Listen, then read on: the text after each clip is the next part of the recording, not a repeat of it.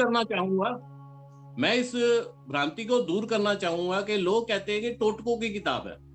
तो मैं ज्यादातर प्लेटफॉर्म पे इसको क्लियर करता हूं कि लाल किताब टोटके नहीं है, ये एक प्रैक्टिकल एस्ट्रोलॉजिकल रिसर्च पे बेस है। तो उसी के उदाहरण में कुछ आपको 10 मिनट लूंगा। तो रतन बब्बरवाल जी, टाइम है ना मेरे पास 10 मिनट? जी सर, कंटिन्यू हाँ प्लीज। जी, हाँ जी, थैंक यू। तो मैं, क्योंकि मैंने इनसे टाइम नहीं लिया था, मैं अचानक बीच में आके औरों का टाइम शायद इनका ले रहा हूँ या किसी का ले रहा हूँ, कोई बात नहीं सर, इसलिए मुझे परमिशन जरूरी है बब्बरवाल जी से, जी सर, बनती कोई है। नहीं। तो अब मैं अपने वापिस विषय पे आता हूँ। तो इसमें क्या है कि सबसे पहला सूत्र ये है लाल किताब का, जब हम शुरुआत करते हैं ग्रामर की, तो इस ग्रामर में बोला गया है कि राशि छोड़ नक्षत्र बुला, ना ही कोई पंचांग लिया, पहला घर मेष राशि मानकर 12 घर गिन लिया। यानी कि हमारे लाल किताब में कोई भी राशि और नक्षत्र को नहीं लिया जाता। जिसका भी लगन होगा उसे हम मेष राशि मान लेते हैं, चाहे आपका 5 हो, 6 हो, 4 हो, ठीक है जी। उसको मेष राशि मान के हम 12 घर गिन लेते हैं मीन राशि तक। तो अब देखो कितनी बढ़िया बातें हैं जो मैं आज आपको सूत्र दूंगा इसमें लाल किताब में, कि अगर मैं लगन हूं, मैं खुद में लगन हूं, तो मेरी माँ और मेरी पत्नी तो साथ ही रहने चाहिए ना।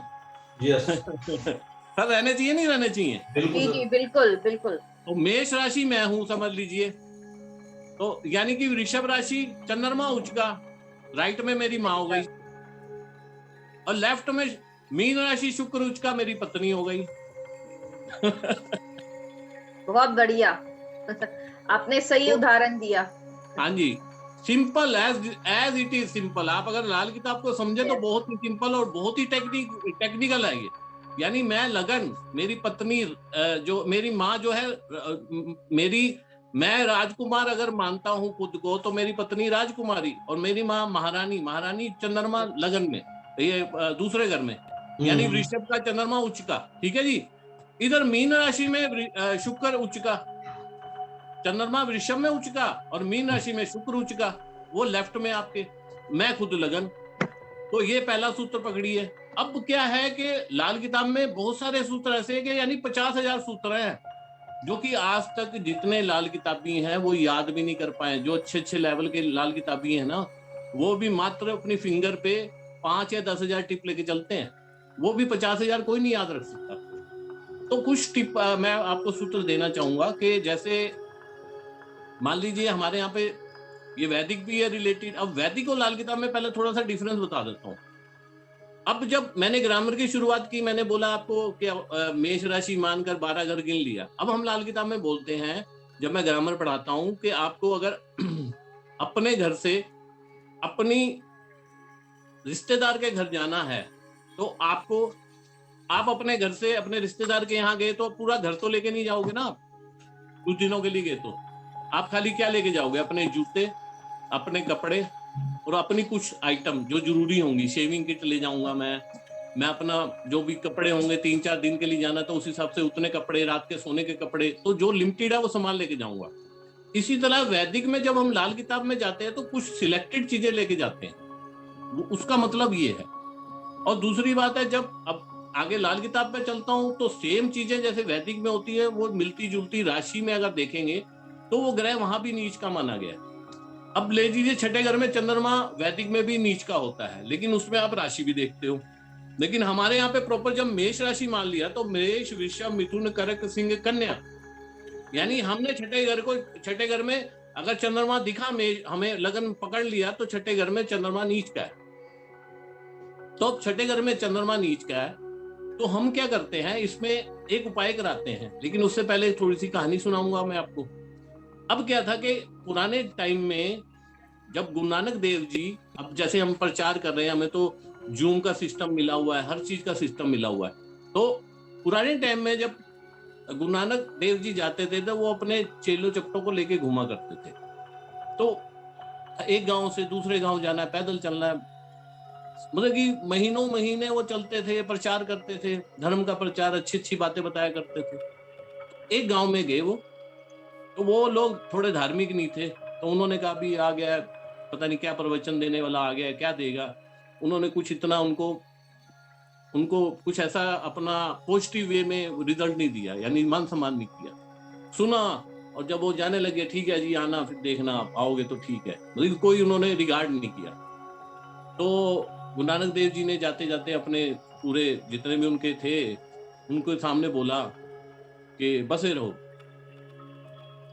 अपने जितने भी चेले चपटे थे। तो आगे चले, दूसरे गांव में गए। वो गांव के लोग बहुत ही धार्मिक और बहुत ही चाहवान और इज्जत मान करने वाले गुरुओं के थे। वहां रहे, उन्होंने 2-3 दिन पूरा सत्कार किया, ये खाओ जी गुरु जी, ये करो जी, वो करो जी, आपका बहुत अच्छा लगा, पांव दबाए, उनकी सेवा की बहुत भरपूर। तो जाने लगे तो गुरु नानक देव जी ने कहा उजड़ जाओ। तो अब ये चीजें उनके जितने भी चेले थे उनके सामने बोली जा रही थी। तो थोड़ी दूर निकले तो उन्होंने चेले ने कहा गुरु जी एक बात नहीं समझ आई आपकी, अब गुरु तो गुरु होता है, हमें समझना है, हम तो चेले हैं, आपको समझ रहे हैं। आपने जिन्होंने बुरा किया उनको उनको आपने कहा बसे रहो, और जिन्होंने आपके साथ अच्छा किया उन्हें आपने बोला उजड़ जाओ। तो ऐसा क्यों है? उन्होंने कहा कि बेटा बात ऐसी है कि बुराई को फैलना नहीं चाहिए, एक ही जगह रहना चाहिए, खत्म कर दो उसको। और भलाई को यानी उजड़ जाओ, उसे दुनिया में प्रचार प्रसार होना चाहिए, जैसे हम लोग कर रहे हैं ऑनलाइन से, जो कोरोना ने हमें दे दी, नई चीज दी है। कोरोना ने बुराई दी है लेकिन अच्छाई भी दी है। सही बात। तो इसी तरह चंद्रमा जब 6 में होता है तो हम लोग क्या करते हैं, कुएं में, या छठा घर है पताल, कुएं में, या हम क्या करते हैं किसी भी बोरिंग चीज में चावल और दूध को डलवाते हैं कि 6 मुट्ठी या 6 चम्मच दूध डाल दो, जिससे छठे घर का चंद्रमा वहीं स्थापित हो, वहीं होके वहीं खत्म हो जाता है। और दूसरा, जब छठे घर में शनि होता है तब कुंजा लिया जाता है मिट्टी का कुंजा लेके उसमें तेल भर के उसे तालाब में रखा जाता है, यानी नीचे वो वही घर हो गया ना, तल में ही जा रहा है ना वो घर, तो उसमें वो डाला जाता है। तो ये बताइए कि लाल किताब कहाँ टोटकोगी किताब। अब आता हूं उसी से 12वें घर के चंद्रमा पे।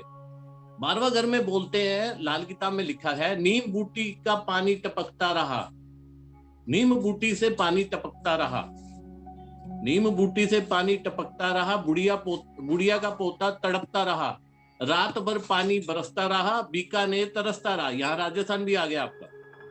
यानी इसमें कहते हैं जब चंद्रमा 12वें घर में होता है तो नीम बूटी हम मंगल को बोलते हैं, यानी उसका मंगल अच्छा हो जाएगा ऑटोमेटिकली जातक का। ये बहुत ज्यादा ब्रीफ हो जाएगा, मैं नहीं बता पाऊंगा, इसमें जो पॉइंट सूक्ष्म है वो मैं साथ में क्लियर करता जाऊंगा। जी। तड़पता रहा बोलते हैं तो हम कहते हैं केतु इसमें खराब हो जाएगा, 12वें में चंद्रमा होता है। अब मैंने आगे बोला, जो मेन पॉइंट पे आ रहा हूँ, जो मैंने बोला कि रात भर पानी बरसता रहा, बीकानेर तरसता रहा। यानी चंद्रमा जब भी 12वें घर में होता है, आप लोग नोट करना, आपके नॉन में होंगे, आपके पास कुंडलियां भी होंगी, वो पैसा नहीं जोड़ पाता इंसान, जातक के पास पैसा नहीं रहता। यानी रात भर पानी बरसता रहा, बीकानेर तरसता रहा। अब रेगिस्तान में बारिश होती है, सुबह जाके देखो पानी होता ही नहीं है, रेत में चला जाता है सारा। तो इसमें हम क्या करवाते हैं, 12वें चंद्रमा में हम बारिश का पानी भरवाते हैं, पानी बारिश का भरवा के कांच की बोतल में रखवा के और इसको ऊंचे स्थान पे रख देते हैं। यानी कि वो पानी वहीं रहेगा तो सेविंग रहेगी, यानी वो बारिश का पानी हमने रोक दिया ऊपर। तो बताइए क्या इसमें टोटका है, क्या गलत है। अब तीसरा एक पॉइंट और बता देता हूं आपको, ज्योतिष के जो सूत्र है, 10 शनि, यानी 10वें घर में जब भी शनि होता है, 10वें घर में जब भी शनि होता है तो शनि का खुद का अपना घर माना जाता है। जो मैंने आपको बोला को रिलेट करके, मेष राशि, राशि छोड़ नक्षत्र बोला, यानी मेष, वृषभ, मिथुन, कर्क, सिंह, कन्या, तुला, वृश्चिक, धनु, मकर, यानी शनि का खुद का घर। लेकिन इसमें यह बोला गया है कि भाई 2 पॉइंट दिए गए हैं इसमें दिए गए हैं, ऐसा इंसान शनि 10 वाले को अपने घर में बैठ के कार्य करना चाहिए, क्योंकि वो अपने घर का है। वो अगर जाके मार्केटिंग करेगा या कोई और कार्य करेगा तो उसका वो हाल होगा जैसे एक सपेरे का सांप होता है, क्योंकि शनि को हम सांप भी बोलते हैं, लाल किताब में सांप बोलते हैं। राहु केतु इसकी पूंछ और वो बोला जाता है पहला घर, और मुंह, यानी मुंह और केतु को पूंछ बोला जाता है। तो इसमें क्या है, और पूरा ये सांप माना जाता है। इसमें ये है कि अगर शनि 10 में बाहर जाके काम करेगा जातक, तो उसका बेनिफिट सपेरा उठाएगा, यानी जिसके यहाँ काम करेगा वो तो सब कुछ पूरा दिन तो कमाई करेगा, शाम को उसको दूध पिला देगा 10 रुपए का थैली। तो इसलिए हम मना करते हैं, उसे नहीं बोलते कि उसे अपना घर नहीं बनाना। जो अगर उसने मकान खरीद लिया 48 साल से पहले, यानी फिर शनि नाराज हो जाएगा, बोरी बिस्तर लेके चला जाएगा। तो यानी टेक्निकल समझ आया ना कि उसका अपना घर है। तो ऐसे मेरे को इतने लोग मिले हैं